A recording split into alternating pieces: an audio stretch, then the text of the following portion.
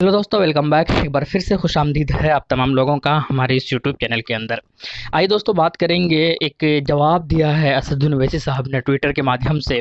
और क्या खूब जवाब दिया है, किस चीज़ का जवाब दिया है। बेसिकली एक विधायक है कांग्रेस का और सीमांचल से ताल्लुक़ रखते हैं। पिछले कई बार जो है वो जीते हुए हैं, यानी कि अमूर विधानसभा की बात करते हैं। जी हाँ, अमूर विधानसभा के एक विधायक है अब्दुल जलील मस्तान जी। हाँ, वो पिछले कई जो है यानी कि पिछले कई दशकों से वो जीतते हुए आ रहे हैं उस विधानसभा पर, और कांग्रेस के एक बड़े लीडरों में से वो एक शामिल है। लेकिन अभी जो है उसकी जो कुर्सी है वो खतरे में है, इसीलिए इस तरीके से बयान दे रहे हैं। क्या उन्होंने बयान दिया, एक्चुअली एक प्रोग्राम था किशनगंज के अंदर, राहुल गांधी जी भी आए हुए थे और वहाँ पर उसी राहुल गांधी जी के जो मंच है वहीं पर ही उन्होंने एक बयान दिया। और बयान क्या दिया, बयान ये दिया कि भैया ये जो आए हैं असदुद्दीन ओवैसी साहब बिहार के अंदर वोटों को डिमांड करना, वोट को मांगना है, लोगों को कन्विंस करना है, तो भैया ऐसा है कि ओवैसी के जो हाथ पैर तोड़ देंगे और हाथ पैर तोड़ कर जो है उसको हैदराबाद भेज देंगे, और इसके अलावा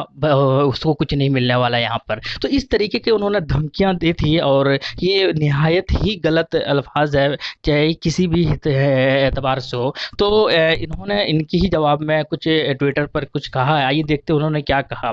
बेसिकली असदुद्दीन ओवैसी साहब ने ये चीज़ें जो है उनके कानों तक पहुँची। ये जो चीज़ें हैं, ये जो धमकी था हाथ पैर तोड़कर हैदराबाद भेजने की, ये जो चीज़ें हैं ये अखबारों के अंदर भी छपा, ट्विटर पर भी वायरल हुआ, बहुत सारे सोशल मीडिया पर भी वायरल हुआ। और इसी के जवाब देते हुए असदुद्दीन ओवैसी साहब ने क्या कहा, इन्होंने कहा है कि मुझे मारने काटने की बातें कोई नई नहीं है। साथ में इन्होंने ये भी कहा है कि भाजपा कांग्रेस के मंच से ऐसी बातें होते रहती है, यानी कि भाजपा के मंच से भी मुझे मारने की धमकी मिलती है और कांग्रेस के मंच से भी मुझे मारने की धमकी मिल रही है। पर गौर कीजिए कि ये बात 50 साल के शहजादे की मौजूदगी में हुई थी, यानी कि ये जो बातें हुई थी वो राहुल गांधी के प्रेजेंस में हुआ था। मेरे हाथ पैर क्या जान ले लीजिए और @IMN नेशनल सीमांचल छोड़कर कभी नहीं जाएगी इंशाल्लाह, मजलिस सीमांचल के दिल में बसती है। इन्होंने कहा असदुद्दीन ओवैसी साहब ने कि मुझे मेरी मेरी जान ले लीजिए, मुझे टुकड़े टुकड़े कर दीजिए, लेकिन बेसिकली जो ये है, ये फैक्ट है कि मैं कभी भी, या मजलिस कभी भी अब सीमांचल से वापस नहीं जाएगी। अब आप लोग ही बताएं, आप लोग अगर सुन रहे हैं या अगर आप लोग ताल्लुक़ रखते हैं सीमांचल से या कहीं भी पूरे हिंदुस्तान के अंदर से, क्या ये एक अधिकार नहीं है किसी भी इंसान को। वो एक बड़ी पार्टी है, उनके अंदर में कई सारे एमएलए हैं, महाराष्ट्र के अंदर उनका एमएलए है, तेलंगाना के उनका एमएलए है, बिहार के अंदर भी उनका एमएलए पहले से है।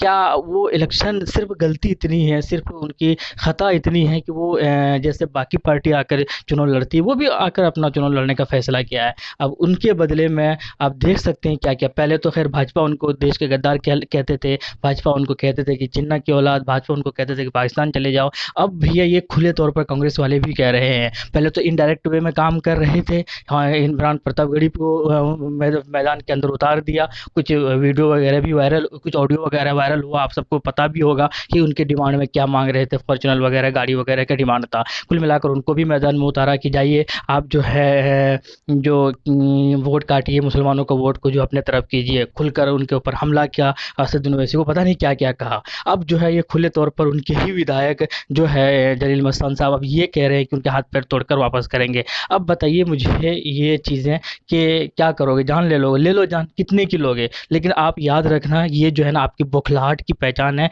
ये पहचान है कि आप हार रहे हो, आपसे कुछ नहीं हुआ है। आप देख रहे हो जनता की विरोध। मज़े की बात बताएं दोस्तों कि वहाँ जो कल भीड़ हुआ था ना, वो भीड़ देखने के लायक था, कोई भीड़ नहीं था। बाकी हालांकि असदुद्दीन ओवैसी साहब के मंच पर लोग आ रहे तो बाकी लोग कह रहे थे कि हेलीकॉप्टर देखने जा रहे हैं, उनको देखने जा रहे हैं, ये करने जा रहे हैं, पैसे से बुला रहे हैं। जैसे भी बुला रहे, बुला तो रहे ना यार, आदमी जुट तो रहा है ना। लेकिन आप में क्या हुआ, हेलीकॉप्टर देखने भी कोई नहीं पहुंचा। तो ये बौखलाहट है, ये कुछ नहीं है। आप औकात पे आ गया, इन लोगों की औकात ही वैसा था, इन लोग सोच ही घटिया है और ये पूरे पार्टी की यही हाल है।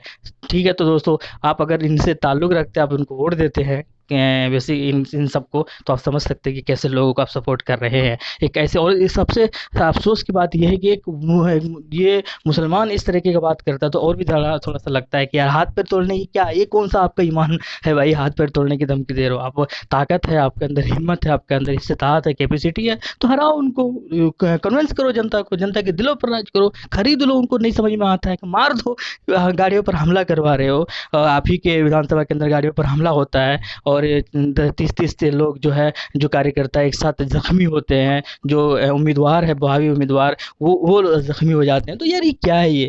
कुछ मिलाकर कुछ नहीं है, ये हारने की निशानी है। इसीलिए जश्न मनाओ। अगर आप एआईएम को सपोर्ट करते हो तो जश्न मनाना शुरू कर दो अभी से, कि भैया ये जो है ना, सीमांचल में अब दाल किसी की गलने वाली नहीं है। जिनकी गल रही है उनके खिलाफ उनको उनके खिलाफ अटैक हो रहा है, उनके खिलाफ गालियाँ और अभद्र जो भाषा है वो इस्तेमाल हो रहा है। खैर, अगर आप लोग वहाँ से ताल्लुक़ रखते हैं तो एक ज़रूर मैं फिर से कहूँगा कि ऐसे लोगों को एकदम लात मारिए, और थोड़ा बहुत पहले जो भी आप सेकुलर के नाम पर थोड़ा बहुत सपोर्ट करते हुए आए थे, अब वो भी खत बंद कर दीजिए। इससे अच्छा या इससे अच्छा कुछ नहीं हो सकता।